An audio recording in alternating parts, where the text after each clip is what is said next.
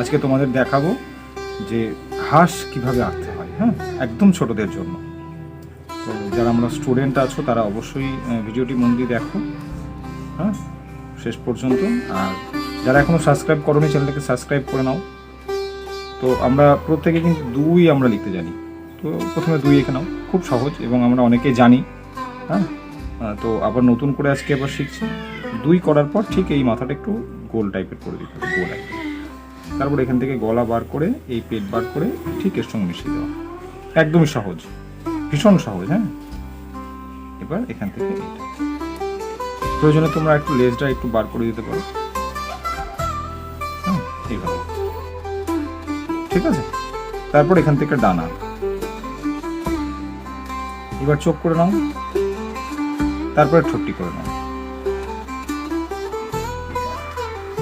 একদমই সহজ, হ্যাঁ। এরপর তলায় জল করে নাও,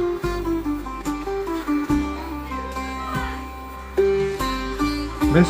এবার তুমি রাবার দিয়ে যে দাগগুলির প্রয়োজন নেই সে দাগগুলিকে তুমি মুছে দাও, হ্যাঁ।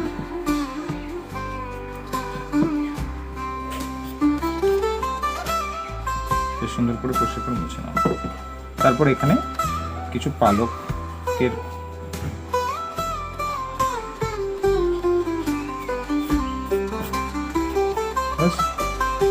এবার এটাকে রং করতে হবে। আর রং করার আগে আমরা একটু ব্ল্যাক দিয়ে একটু মার্কার করে দেবো, হ্যাঁ।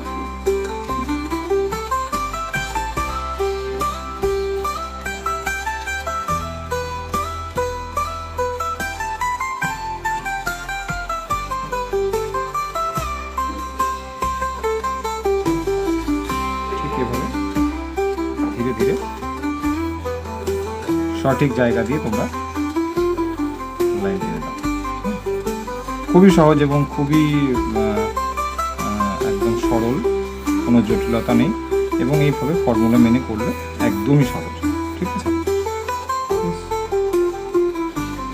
একদম ওকে। এবার রংটাও খুবই সহজ, দেখো তোমরা প্রত্যেকে ঠিক তোমরা এই রংটা নিয়ে নেবে, হ্যাঁ, দেখে নাও।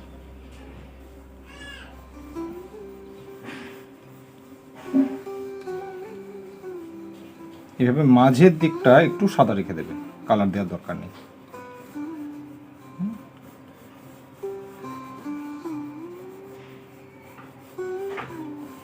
ছবি আঁকার সময় তোমরা দেখবে যে সব সময় যেন দুটো বিষয় মাথায় রাখবে।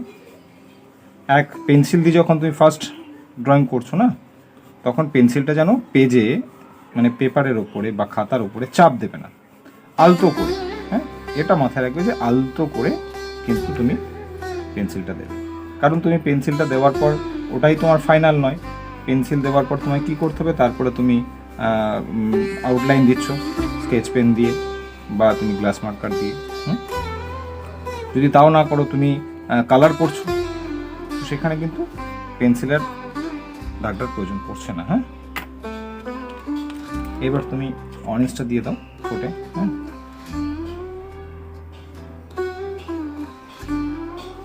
হয়েছে, ব্যাস। একটু অ্যাস নিয়ে তুমি জায়গায় জায়গায় অ্যাস দিতেই পারো, হ্যাঁ, দিলেও হবে, না দিলেও হবে, ওকে।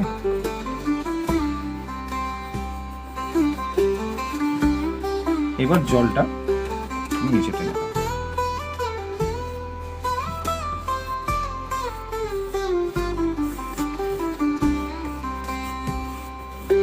ব্যাস হয়ে গেল হাঁস। ছোটদের জন্য একদমই সহজ হাঁস, হ্যাঁ।